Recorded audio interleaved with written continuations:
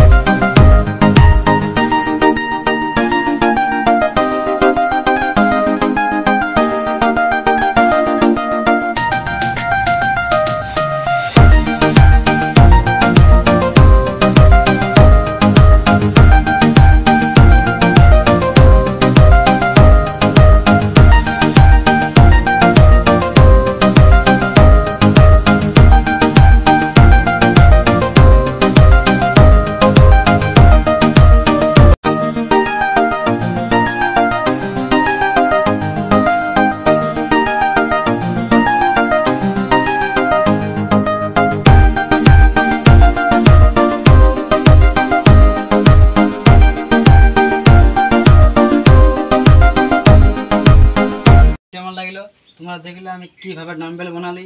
তো তোমরা ঘরে এইভাবে তৈরি করবে আর বডি বানাবে। তো চলো আমি আরেকবার দেখাচ্ছি। আমার দেখো ওইভাবে আমি এই ডাম্বেলটা বানাইছি। তাহলে চলো ভিডিওটা কমেন্ট করে জানাবে, আর ভালো লাগে তো একটু সাবস্ক্রাইব করে দেবে। এরপরে আমি আরও নতুন নতুন ভিডিও নিয়ে আসতে পারবো।